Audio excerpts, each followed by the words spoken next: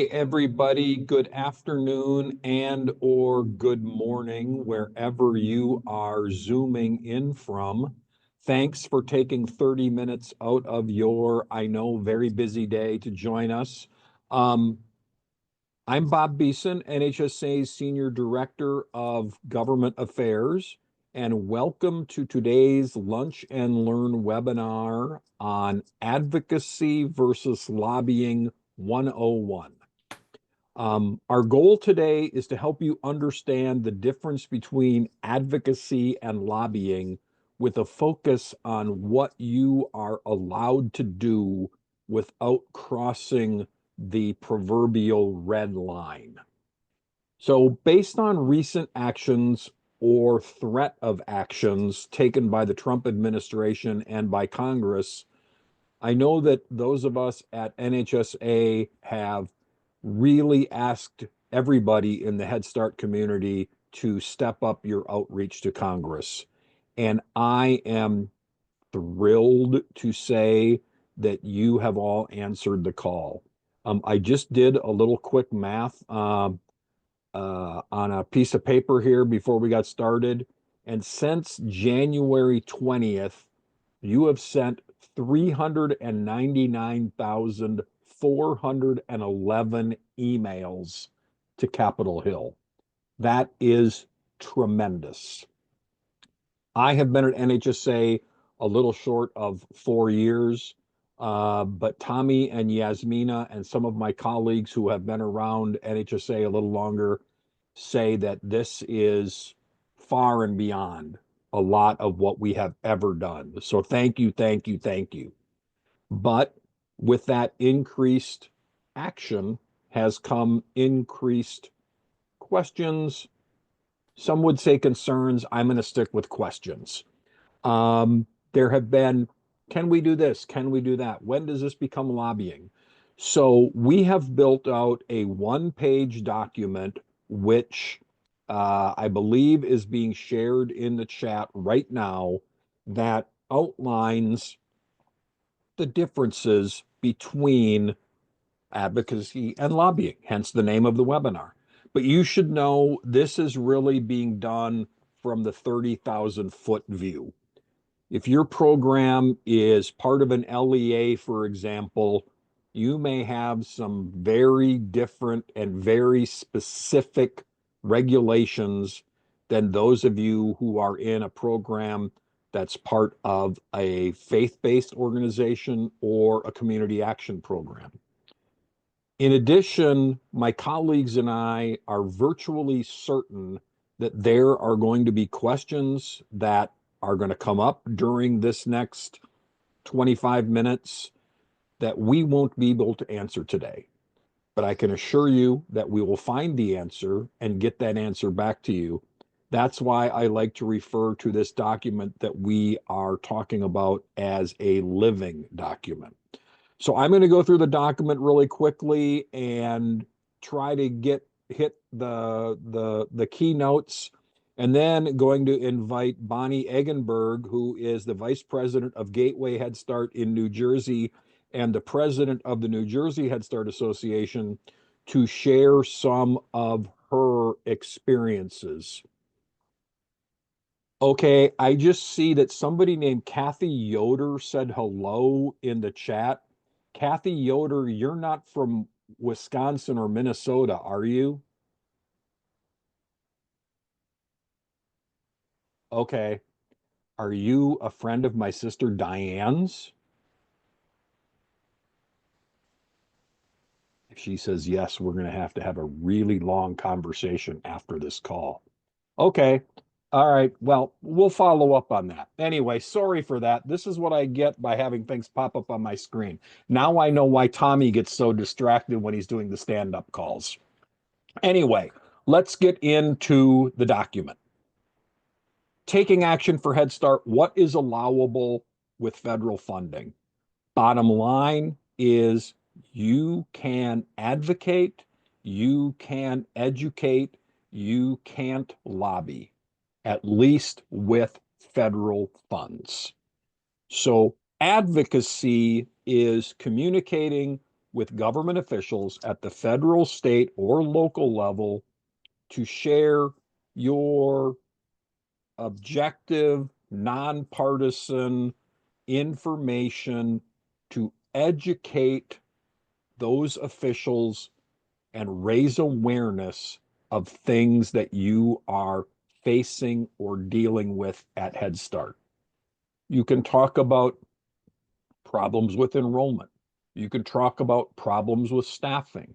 You can talk about the need for um, uh, repairs to your facility. You can talk about, the great things that you are doing at Head Start. You can talk about how you have gone from X level of enrollment to Y level of enrollment.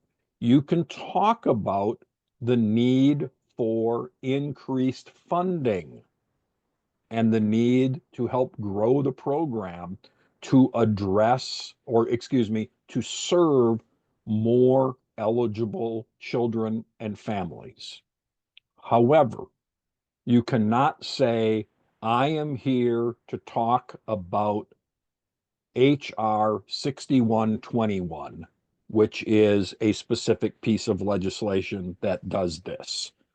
Bottom line is, if you are asking an elected official to take a specific action on a specific law or bill, that is lobbying.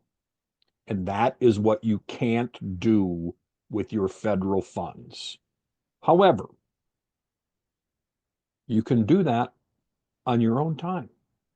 You can do that using your personal email address. You can do that anytime you are not within the confines of your Head Start officialdom world. And we encourage you to do that. But when you do that, use your personal email address. Use your personal phone. Don't do anything that somebody might step in and say, this is a violation of the lobbying laws, and we're going to go after you because of that. As you have all seen, there have been media reports on things having to do with Head Start. There have been GAO reports and Inspector General reports on issues having to do with Head Start. We had a good week a week and a half ago when we were not included in the president's skinny budget for um, elimination, for lack of a better word. But we still have a target on our backs. I was just writing some talking points for a New York program that is actually going to reach out to a very prominent New York person, if you know who I mean, and talked about the fact that Project 2025 has not gone away, and they still would like to see Head Start eliminated. And that includes the director of the Office of Management and Budget, who is a very strong opponent of Head Start. So we are going to need to continue to be assertive in what we do and aggressive in what we do, but maintain the fact that we need to stay within the box. So in the left-hand column there is a very, very good set of bullet points on what you can do. I mean, basically, look at the first word in each of those 5 bullets. Educate, invite, share, attend, and train. Those are really, really strong in terms of what you can do. You can educate policymakers. You can invite them to visit your program and see in person exactly what it is you are doing. You can share general info about the needs of your community. You can and should, I might add, attend public hearings. You know, you can go to if Congressman Van Orden is going to be doing a town hall meeting in La Crosse go. Wear your Head Start t-shirt, wear your Head Start button. And if there's an opportunity to ask questions, ask ask the question. Congressman, where are you on Head Start? Do you support keeping this incredibly valuable program funded and operating to address the needs of the kids and families in Wisconsin 3 and across the country? There's no problem with you doing that, and I encourage you to do that. The other thing that you can do, you can train your staff, your families, and everybody else on how to be good, nonpartisan advocates. I think that's the first time that I've used the word nonpartisan, and I want to talk about that not just in a lobbying perspective, but in a Head Start perspective. I want to add this in. Um, Congress, NHSA is funded, excuse me, Head Start is funded by what is called discretionary dollars. They are dollars that start from zero every year. Sometimes you hear people say, oh, we're asking for a 3% increase, or we're asking for a 7% increase. And we are, but we have to remember the funding that we have is not guaranteed from year to year.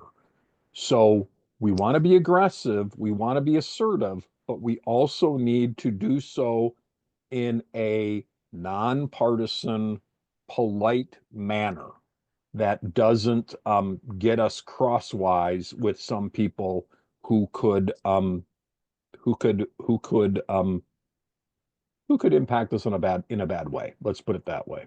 On the other side of the ledger here, what you can't do, again, you can't support or oppose specific bills or ballot measures. You can't urge others to do so. You can't coordinate efforts to do so. You can't endorse candidates. Bonnie, for example, could not come out and say that her program is endorsing candidate X for governor or for Congress. But she could come out and write a letter to the editor that says Head Start is an incredibly valuable program, and we really want to see all of the candidates pledge to support Head Start when they are elected. So again, if you're asking an elected official to take a specific action on a specific bill or law, that is lobbying, and that is what you cannot do using your federal dollars. So before I go on and introduce Bonnie, I do want to say thank you to our colleagues at the Iowa Head Start Association and the Massachusetts Head Start Association who came up with who both had different versions of this document that we took a lot of pieces from and then we bounced it off our um, folks at Cap Law who we work with to um, to look at it and make sure we were within the rules and regs. So thank you for that. So with that, Bonnie, I would love to turn it over to you and get your perspective on what you have been doing at a local basis or a statewide basis and how you stay within the letter of the law. And then keep putting your questions into the chat and we will try to get to as many of them as we can. So Bonnie, over to you. Thank you, Bob. So yeah, in terms of what we do as program director for Gateway, as well as the president for the association, one of the things that we do is I will actually copy out all of our employees' emails and have those available that I can actually send emails then on my private time through an email that I've established through Gmail. And anybody can set up an email that it's your private email. but you're using it specifically for these kinds of activities. And then you can grab your emails out of your contact list and send those emails out to let people know about what's going on. So that's one thing that we do. I also go on the Hill visits September and January. And during those Hill visits, I come with a lot of stories about our Head Start children and our Head Start staff and our Head Start parents. This last time I brought our senior director of programs with me, and she's a former Head Start child. And so not only was she able to talk about Head Start, but she was able to talk about it from a very personal perspective, how it supported her family, about the fact that she's going to be graduating with her doctorate. Those stories mean a whole lot to those that you're talking to. And they're like, oh, yes, okay, so that's what Head Start does.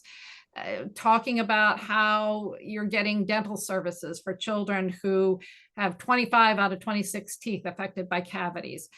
Those kinds of stories have a lot of impact, and that's keeps Head Start at the forefront. And I think that's really what advocacy is all about, is bringing those stories to our legislators so that they are always keeping Head Start right at the forefront, so that they know that our parents, our staff, our children, we have a story, we have a voice.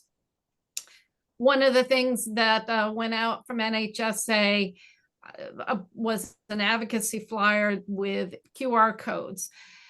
Some were a little hesitant on that. I probably would do something a little differently. And what we did actually as an association is we made posters for every center in the state. And on there is a QR code that parents and staff can take in and fill out a form online. And that automatically gives our association their email address. And now all of a sudden I have a lot of contacts across the state where I can send out all of this information through our association email and webinars or newsletters. I probably would do something very similar in terms of what's going on with NHSA right now. And that is, I would have a QR code for the NHSA website, and I would encourage families to learn more about who is NHSA. Tell them that if they want to know what's going on with Head Start, do the QR code, because what happens is when you go to that QR code and you go to the website, all of a sudden there's a little pop-up there that tells you, go to this link to help get Head Start funded. So those are some things that I do.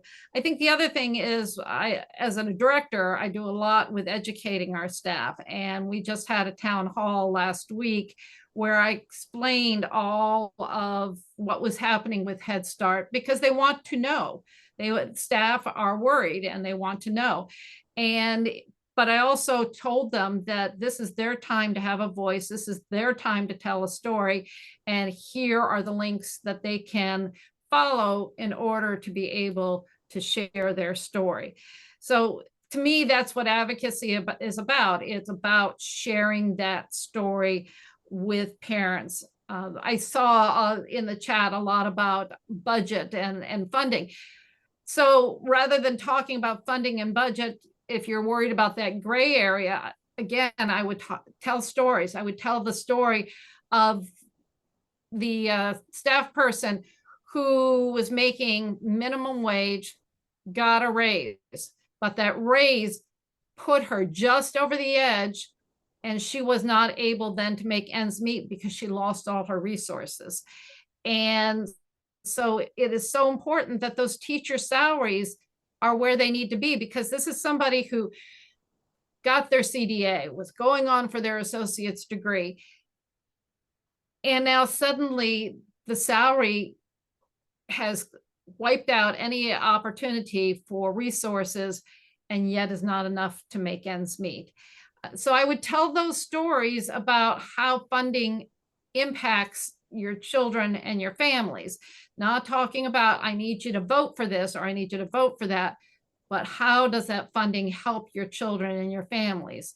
We had one of our programs here in New Jersey. They just got one-time funding to do a sensory room. As we know, there are a lot of children that are really impacted by trauma. A sensory room is a huge deal. And that came because funding was supported for Head Start programs. So those are the kinds of things that we want to do in terms of educating. We want to make sure that we are sharing those stories and sharing that voice. And looking for opportunities where you can speak. We, on a statewide basis, we keep our ears open for when there are times when the state wants to hear more about early childhood in the state, and then we go and testify.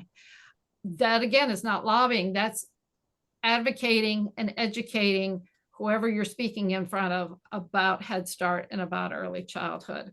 So there's a lot we can do under advocacy that you can do throughout the day or even at the end of the day. Bob, is there anything else that you would like me to add or focus on? No, I think that was great, Bonnie, and thank you. I think what it does is it shows that there are plenty of opportunities to advocate and educate in a way which you're getting across the same point. You're just doing it within the letter of the law. And that's the thing to do.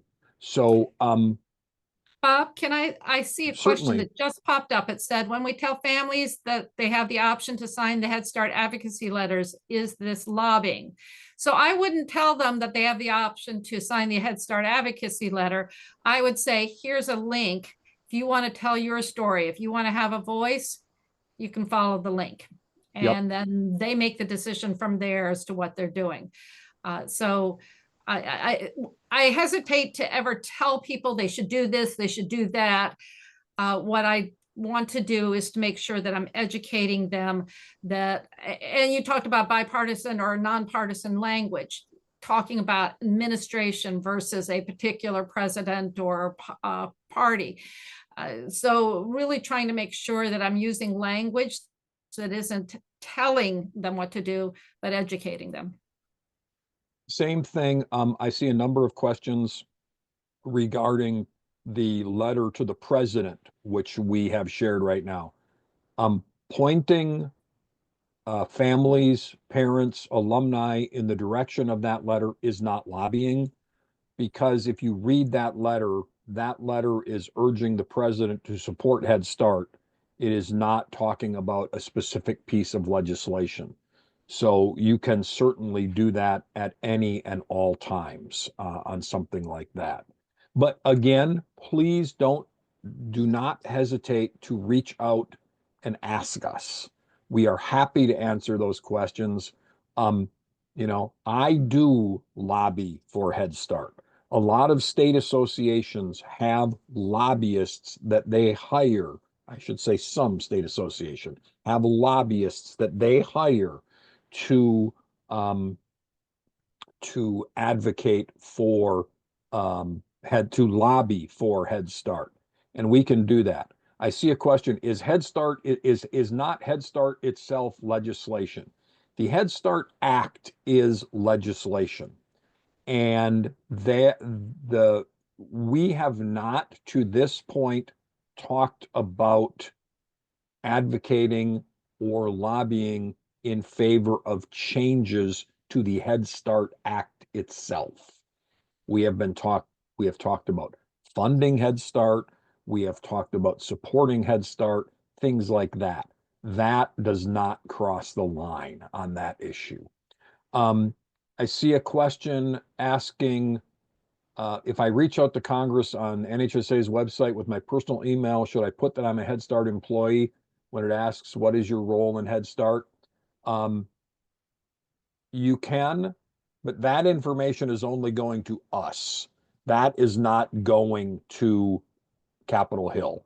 That is just so that we can keep track of what types of individuals are taking the action on our behalf.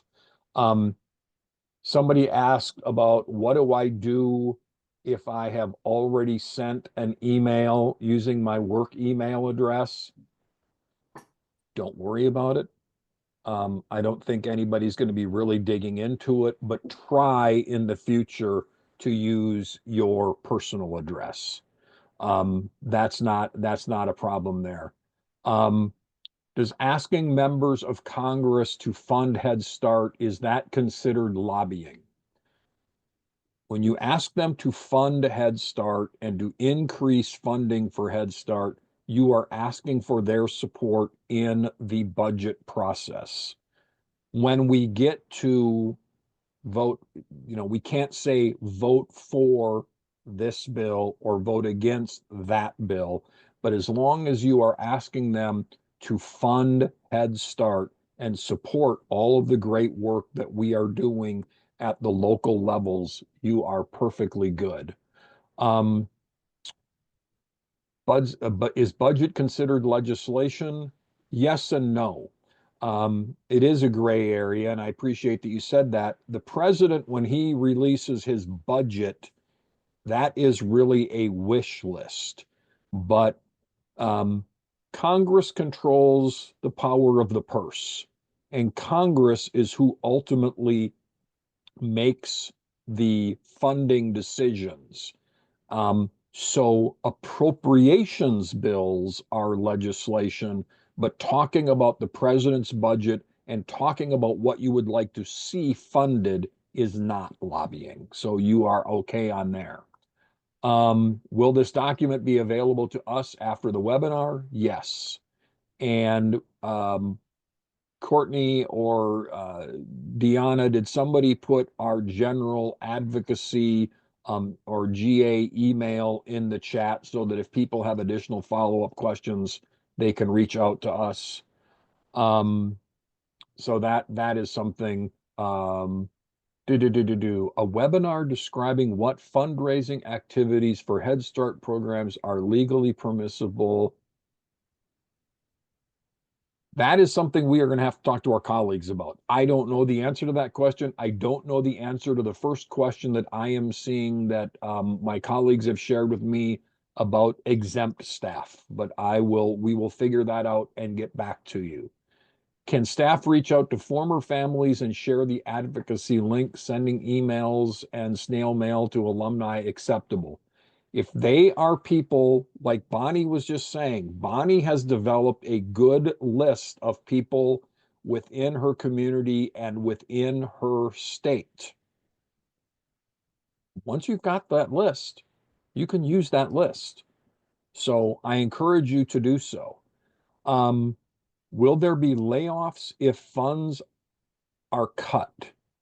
Um, that's a good question. We don't know what those funds would be.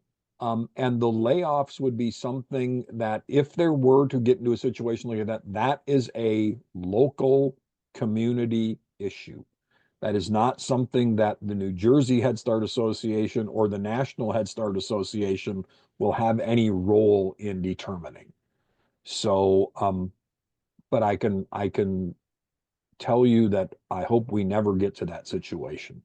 So, um, I've been, what other, are there other questions that I missed, or are there anything else that people want to add in? Would it be okay to send community partners the advocacy flyer using our employee address? You know, here's what I would say. I'm going to take a page out of what Bonnie shared a couple of minutes ago. I would probably do my own advocacy flyer that is specific to the community and not necessarily the one that NHSA is sharing. And instead of emailing it to them, I'd go talk to them. One of the things that we are trying to do this year and has really been successful in the meetings that I've had on Capitol Hill is talking about Head Start, not just as an impact on kids and their families, but on the communities. You know, when we had Jen Carroll from North Alabama CAP testify before the House Labor H Appropriations Subcommittee a month or so ago. She talked about how they had 130 different vendors that they were purchasing things from on a monthly basis. All of a sudden, there's 130 vendors, 130 people that aren't going to be getting that funding from you if your program were to disappear. So take some time, walk around downtown, go in to see some of those vendors and say, hey, this is something that's important for our community. We would love it if you can be a part of helping deliver that message to Congressman X or Senator Y. And if you're going to have the congressman or the senator come and visit the program, invite some of those community leaders that you know are supportive to be there as well and advocate for you on your behalf. You know, hey, Congressman, we love this program. Our kids didn't go here, but we see the value that's getting to the kids and families that are coming through it. In addition, we make a buck or two off of it because they're buying their school lunches from us, or they are hiring us to drive their buses, whatever it may be. Those kind of things can be incredibly, incredibly valuable and incredibly impactful. So I know we are 2 minutes over time. I apologize for that. Um, Bonnie, anything that you want to add at the end? No, other than to say that advocacy to me is like that you have to do that 5 minute elevator speech up the elevator and then do another one down the elevator and keep going up and down the elevator all day long. That's awesome. That is a wonderful way to finish. Thank you, everybody. Please let us know if you have any questions. We will try to address them as quickly as we can. And we will share this document with you. And remember, it is a living, breathing document. We will update it if necessary and as necessary. So thank you very much. Stiff upper lip, chin up, and all that good stuff. We're having things are getting better. Please, please, please keep up the good work. We love working with you and love seeing what you are doing. So thanks so much and have a great Tuesday. Bye bye, everyone.